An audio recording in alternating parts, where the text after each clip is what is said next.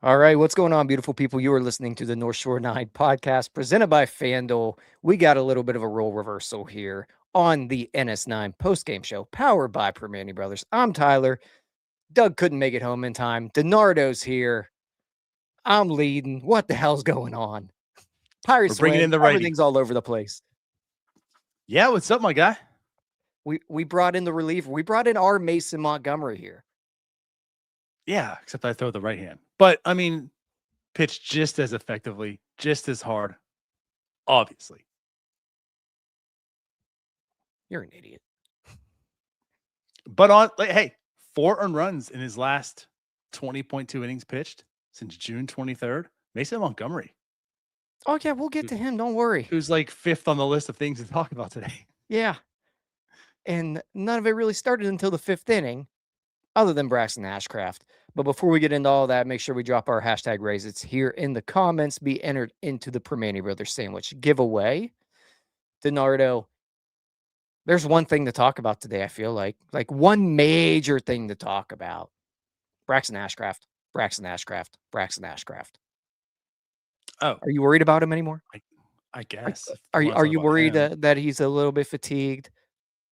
Dude. I mean, I'll be honest, I had that concern as well at some point, but Braxton Ashcraft goes 8 innings today, 1-run baseball, back-to-back outings where he goes 8 today, complete game the last time, 165 innings over 17 innings in 2 games, or 165 pitches over 17 innings.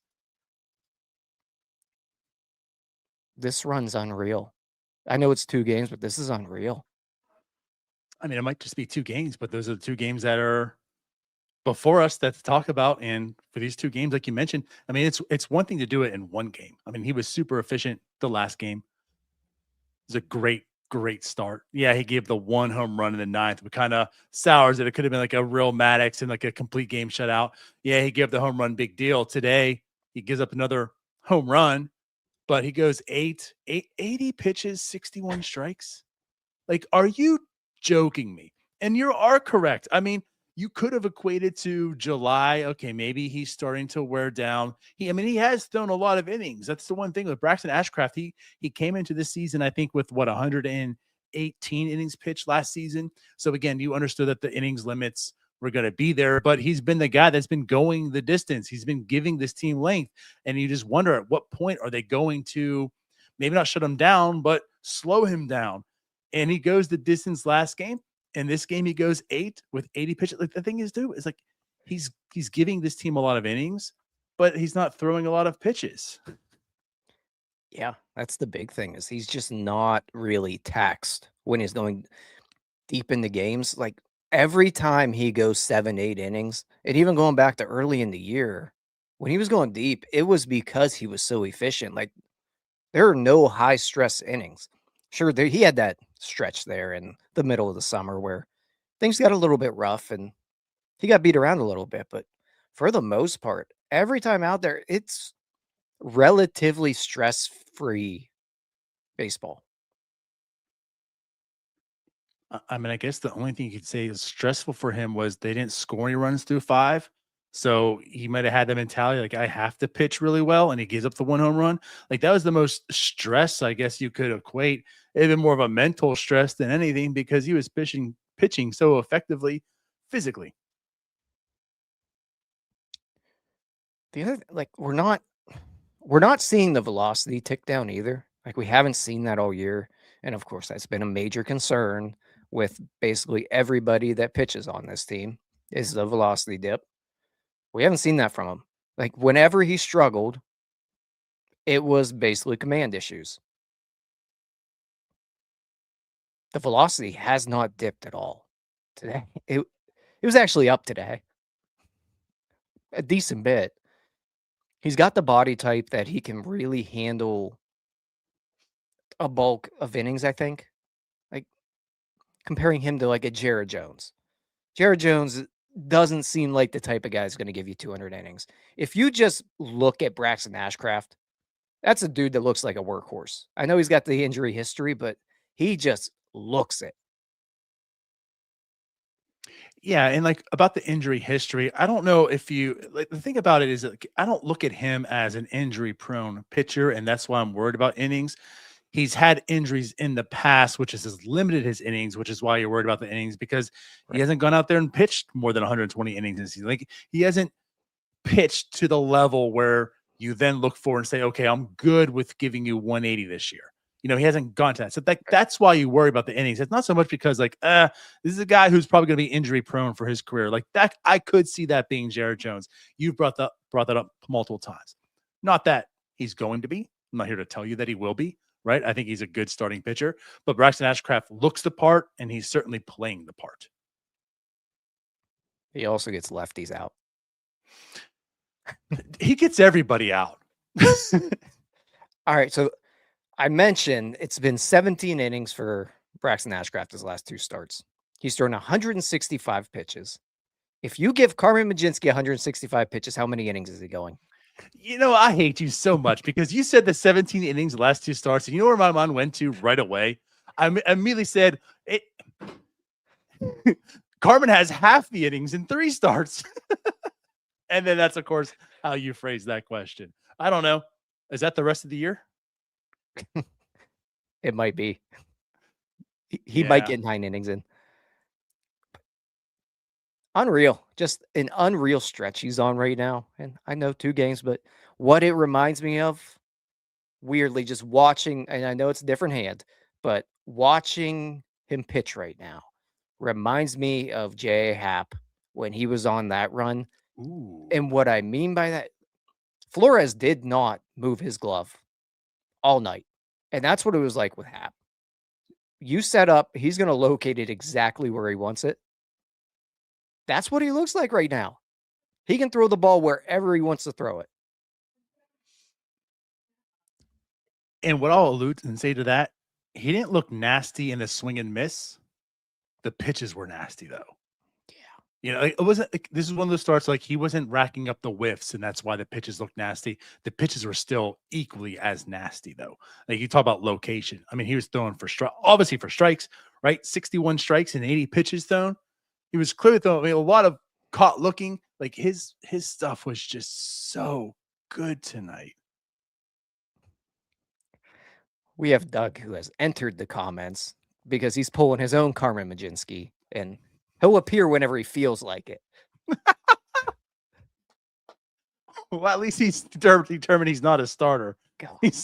He might come in for relief today, but he's not starting. I'll tell you what, these young guys, you bring them in and then they get a little bit arrogant. He's acting like he's in a contract here, DiNardo. Yeah, well. Love you, Doug. Can't spell DFA without D, like Doug. But Ashcraft, again, I think he finished with 12 ground outs. Is that? Yeah, 12 ground outs to 3 fly outs. Kept the ball on the ground. The only person that really was able to square him up was Colt Keith tonight. It was basically just weak contact. At one point, it felt like we joked that we might have a Braxton Ashcraft no-hitter. Is that a little peek behind the curtains there? Just a little peek. Yeah, Alex finished recording his podcast and is like, all right, it's ready for tomorrow, which by the way, for members, it's already out there. He's like, all right, it's already ready for tomorrow, unless Braxton does something I got to record another show for. And man, I'm telling you, I really wanted to make Alex have to record another show. And it was looking that way. But then he gave the home run. It's like, all right, yeah, this isn't going to be podcast number 2 worthy. But you're right, man. It was rolling that way for a little bit of time. Outstanding again. What more can you say about the guy? He's efficient, good, nasty. I love watching him pitch. I really do. It's crazy. And like, again, it's not like it's a high ERA. Like we're not talking about a guy who has like in the 4s ERA, but he has a 3.68 ERA now. Perfectly fine. But I guess this is like the contrast to Paul Skeens. because I made that joke a little bit on Bucko Brew. Like they both had the same ERA at that point. It's a 3.88. Although Braxton's lower today because they changed one to an error, or I forget which game or who it was, but today they just changed a hit to an error and that lowered his ERA. However, I don't like what how is his ERA this high? You know what I mean? Like I know he had some Right. struggles, but it's like those struggles were just so minute, and it's just I don't he's not a 3.68 ERA pitcher. No. You know, like don't you get that? Like it's just like where'd Yeah. that come? He should be like at 3 because of those struggles. Right. Like it feels like he's a sub 3. Right. Like he's been good, must watch for the majority of the year. That it's like, where'd the 368 come from? I don't know. Because when it was ballooning to 4, it was like, this doesn't feel right. Right. But Ashcraft, good. It's good to see him good. It's nice to actually have an ace.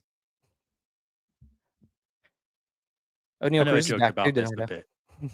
Before we Yeah. get there, I know I joked about this, but isn't it kind of ironic? And I know it's in joke and in jest, and I love the guys for doing it, whatever. But you had a little bickering and back and forth with Paul Skeens and Bubba Chandler about who's going to be the opening day starter, and then here just quietly comes Braxton Ashcraft, and Uh-huh. yeah, have fun, guys. I'm the real Yeah. stud on this team, He is, though. man. It was quiet, though. You mentioned the stress that he might have had just from the Pirates' offense being non-existent for quite some time today. It was very inactive until the 5th inning when Esmeralda Valdez walked, and then we had the return of Oneil Cruz, who I know you want to talk about, DiNardo. I think it's still gonna take some time for Oneil to get back really in the swing of things. Like I think he's going to struggle for a few weeks here. And we saw some of that today. But you see how he can change a game with one swing. And that's exactly what he did. The first hit the Pirates get today is like a 422-foot home run. Yeah, that changed the lead, and they never looked back. Never looked back. I mean, I say this. I mean, yeah, that excited me. That excited me just because, especially Facebook. And you know my stance on people on Facebook. I mean, I love to just they annoy the hell out of me. So, and I'll say this: as far as platforms go, he's probably the most hated on Facebook. And yes, this is my battle with Facebook. It's keep creeping up once again. But no, for real. To be honest, though, like this is also another thing I mentioned on Bucko Brew. Like Oneil Cruz is a guy where timing is everything. Like he's got to be in the right space. This could certainly be a guy that's going to struggle coming up here, only having 6 games under his belt in his rehab. So you're going to have to afford him some struggles, just like you afford many rookies that come up their struggles. Like he's going to have to get his timing down. He's probably not going to come up right away and be a game changer, but he does. He does today, and he shows exactly what he hits the home run. Like I said, time and time again, like when he went down with the injury, he was top 10 in RBI, top 10 in runs. He's producing. I understand the strikeout rates like basically about 35% or close to that. But if it takes him to strike out 35% of the time to do the other things that he's doing, this is the Oneil Cruz I want. And that's what you saw today. You saw everything today. It really was the full Oneil Cruz experience as well. Because was it the first inning? It might have been the first fly ball of the game. He catches the ball down there by his waist. Makes it a little bit more difficult than it probably needed to be. And I was waiting on him to drop it. But then you have the swing and miss as well, and you have the home run. Like, it is the full Oneil Cruz experience. It was. I mean, there was no harm, no foul on anywhere, right? Like he didn't do anything today to to lead to any disastrous stuff or, it was just like, maybe you shouldn't have caught the ball like that, but the ball was caught, right? Yeah.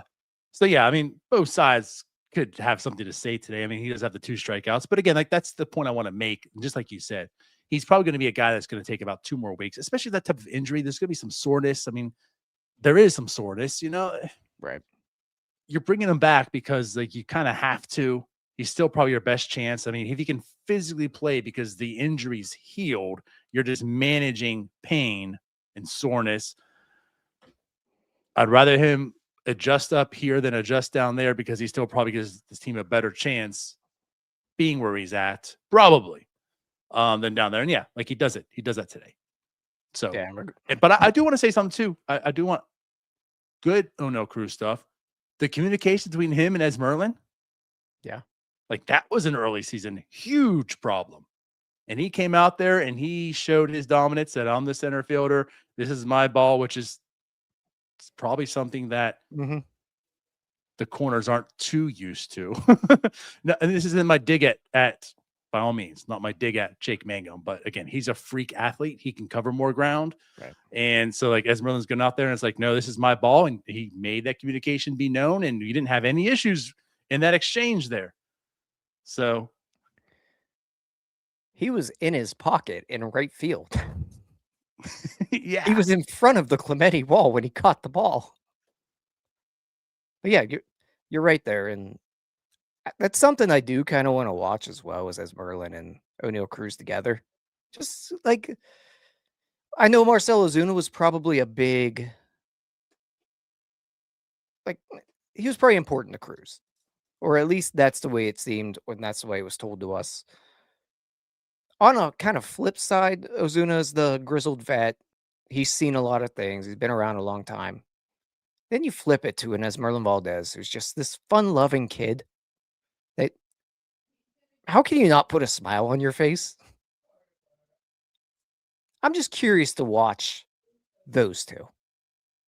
I don't know why. Just well, I know why, because they're both exciting. very true. That's partly why they're both exciting. They've combined for 29 home runs. There you go. We just have someone hanging around in the dugout like he's Carmen Majinski. Is there going to be a bullpen move? I don't know. I don't know. It's your show. Oh, I'm going to make a quick call to the pen here. All right. Hey, Carmen. I'm What do you have here. to say for yourself? I'm available. I've decided I've had enough rest. I am pitching again tomorrow. Listen, I've got a lot of power in this organization. I'm not the assistant general manager. I'm the assistant to the general manager, and I have the power to make this call. So thanks, Dwight. Yeah. Beats, baby, beats. Anyway, yes, my apologies. It was one of those days. Just kept going and going and going. But excited. And I've been home for a while. I just didn't think he wanted me in. I went out and walked the dog.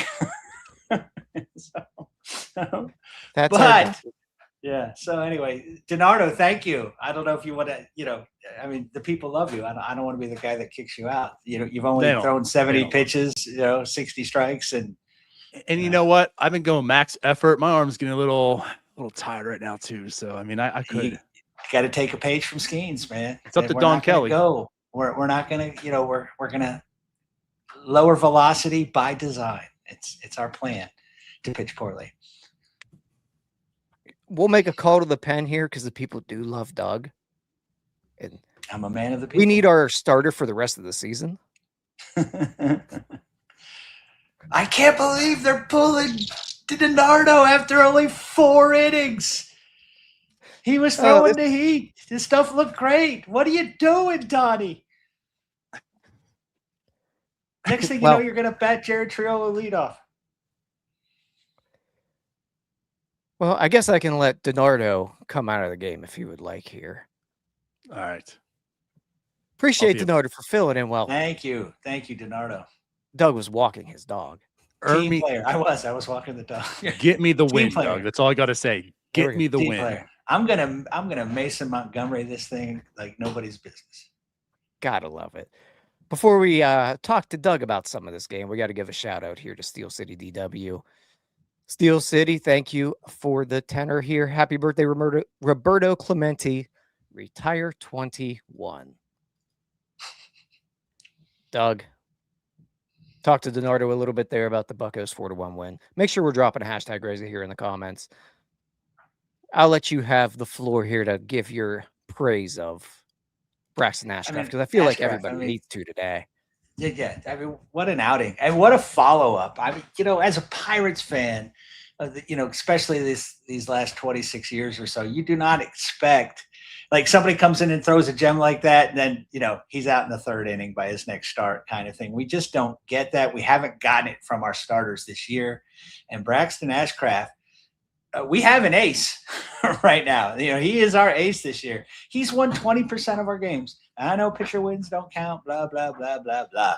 But, I mean, what do we have, 61 wins, 62 wins? We've got 62 wins. He's won 13 of them. I mean, he's just outstanding. And like you said, he didn't have, like you guys were saying earlier, he didn't have his best stuff. It wasn't all swing and miss. He just throws strikes and gets outs, man. It's just fantastic to watch. You said it early in the season. It's more fun watching him pitch than watch Skeens pitch, right? Just because just the way he just gets after it, fills up the strike zone, gets outs, keeps things moving so fast that this game finished in like 27 minutes. I thought you guys were playing it on 1.5 or something. So it really, really kind of got me there, Braxton. But man, and I'm with DiNardo. I don't think he's injury prone. I think he had injuries, right? He just had injuries.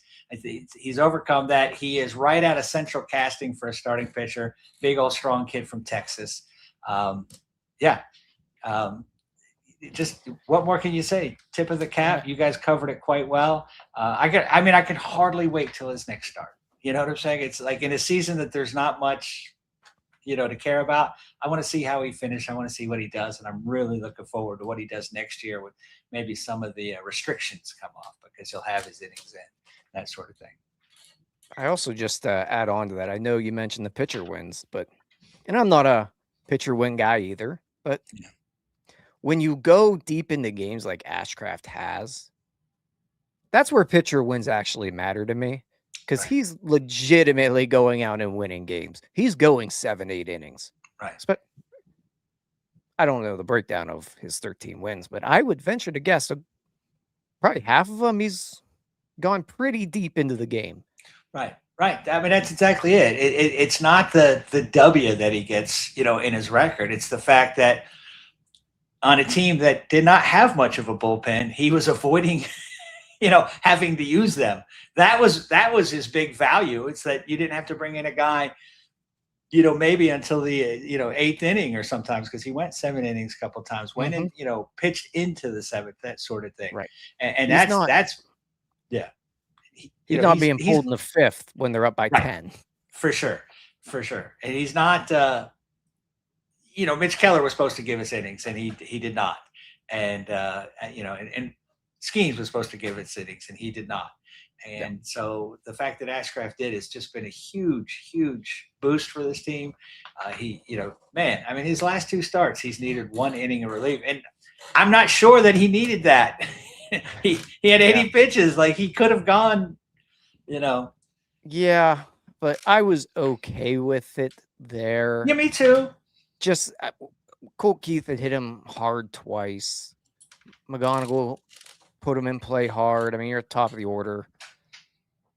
Give Mason Montgomery some work as well, because I kind of like him in that 9th inning slot. Yeah. Let's cement him there, because he looks good. Yeah, we'll get to him as well. But real quick, just to kind of finish up the offense here, Spencer Horwitz added the Pirates' 3rd run with a single, and then in the 8th, Brian Reynolds gave a little bit of insurance run, or a little bit of insurance there, with a single to score Triolo. Offense really wasn't that magical today, but they did just enough to win the game. 6 hits. I mean, this is what we thought we were going to see at the start of the together. season, right? This is what we thought was going to be this team's formula for wins this year was that you would get good starting pitching, the offense would score just enough runs, and then you'd close it out with Dennis Santana and other people that are no longer around. So yeah, it's a good win. It's pretty much how they planned it. It's not how it's gone this year, but it was nice to see the offense score a few. It's nice to see them keep adding on, which is good, and nice to see production. I mean, let's face it. If Cruz had gone 0 for 4 today, this entire chat would be saying he's a bum and he should not be back. 100%. Right. So the home run was nice. That was a nice return. It's nice to see Harwood's back. Yeah. So. And then talked about the offense there. The other guy that was brought up early, and I do want to talk about a little bit here, is Mason Montgomery. He has been absolutely lights out. Lights out nasty. The fastball is insane. When he throws strikes, he is unhittable. Yeah. Flat out unhittable. And he's been throwing strikes. Yeah. Yeah, it's what a trade, right? If we would have traded Michael Burrows and got Mason Montgomery back, we'd all be happy with the results right now. Had we traded Mason Montgomery and got Brandon Lau back, we'd all be happy right now. Had we traded, Mike Burrows and got Jake Mangum back, I think we'd all be happy. And we got all three. It's so out of character for a Ben Cherington trade. It's stunning. Usually they hang around for 5 years and then we finally give up on them. Well, although we should have given up on them after the first, season or whatever. So yeah, I mean, Montgomery looks good. He looks calm and collected, right? He doesn't seem to, be bothered by too much. He looks like a closer right now. He's not shying from the moment. That is for sure. And I think that's something you do worry about. I know there's the thought about kind of the closer by committee thing. I still think there is something to be said about just knowing your role and knowing that ninth inning's mine. And I think there are only certain people that can handle that as well. Some guys, you put them in the ninth inning, they crumble. It is what it is. We've seen that over the years through all of baseball. Absolutely. Tony Watson was a lights out setup man, but wasn't a closer. You see it, and we see the need for roles. When guys who's normally your closer, you bring them in the 8th inning, they give up 2 runs. Because they're not there. I mean, you see a guy who, bats second all the time, suddenly get moved to 4th or something. And baseball players are creatures of routine, and they like knowing the roles. It's part of what has Majinsky so bunched up. It's like I want to know my role. I want to do I want to do this. I want to blah blah blah. But yeah, I mean, I like. And again, I'm not against. Montgomery doesn't have to close out every game. If we need him tomorrow. If you go with, I'm not mad that they're ever going to throw Luke Weaver. Sometimes you go with best matchups, but generally speaking, Luke Weaver is one of the best setup men in all of baseball, maybe the best. And Mason Montgomery looks like a lights out closer right now. That's a pretty good 8th and 9th, and they'll both be on the team next year. So if there is a next year. Right. And Mason Montgomery has not given up an earned run since July 26th. Pretty good. That seems like a long time. Pretty good. It is now August 18th. Like that's more than 3 weeks. And it's not like he's not pitching. He's pitching. Yeah, exactly. It is not like they are not using him. Because they didn't have much else there. But yeah, he's been awesome. Flat out awesome. One of the few relievers I've enjoyed watching for the most part of this year. There was a stretch there early in the year where he was a little bit frustrating, but early on he didn't have his command, and we had no idea if he was going to find it. Yeah. Does Billy Murphy get credit? Does Billy Murphy get credit? I think you have to give him credit there because something did click with Mason Montgomery throughout this year. and he looks like a legitimate top flight reliever. It's not like fluky. this is his first full season, right? I mean, Yeah. we have him for a while, right? This is like and very encouraging. it is not fluky. No, Very give no. us Sammy's here. But as you said, unhittable when he's in the zone. Yeah. Yeah, let's give out some sandwiches. All right, make sure we get the hashtag raises here into the comments. And as soon as Doug, tell them what I'll do. Listen, you've got to like, you've got to subscribe, you've got to tell a friend, you've got to, hype the video, you've got to listen to Alex Stump Monday through Friday, first thing in the morning. You've got to listen to Bucko Brew on Mondays. You've got to listen to North Shore 9 Live on Wednesdays or Thursdays, depending on the boys' schedule and the team schedule. You got to get our app. Our app gets better. It just keeps getting better. Again, hats off to DiNardo. Thank you so much for filling in for me today. And thank you so much for what you've done with that app. Check out the blog. Neil and Ryan are crushing it. I mean, there is stuff, baby. There is stuff. I think that's everything. I think you covered it all. Good luck to everyone here. Our first winner is going to be... Oh, so close. So close. Kyron Mason. Send us an email at northshore9@gmail.com with your email that's associated with your Primanti Brothers account. Congratulations. And winner number 2 is going to be... Drop the drum roll. And all these American League teams. Jordan L. Same thing. Send us over an email to northshore9@gmail.com. That's northshore9 and 9 is spelled out. With your email associated with your Primanti Brothers account. Congratulations, both our winners there. It's nice to give away sandwiches. It is. It is. Yeah, we had a lull there where it was let them eat cake, but not let them eat sandwiches. Right? Well, the Pirates will try to get another series against the Tigers tomorrow, where FanDuel has them favored at -148 with Paul Skeens on the mound. Sounds like a bet I would not take. No, gosh, no. You can't do it right now, right? You just can't. You'll say darn after if he goes out and throws 7 shutout innings, but right now you can't give up 148 to get 100 on what we've seen. Yeah, it's going to be a no from me, dog. All right, appreciate you all for hanging out. We'll be back with you tomorrow, Doug and Cody. Me and Cody, I'll be on time. I'm not leaving the house tomorrow, so there we go. I will appreciate you all for hanging out. We'll be back with you tomorrow. Peace out, Girl Scouts.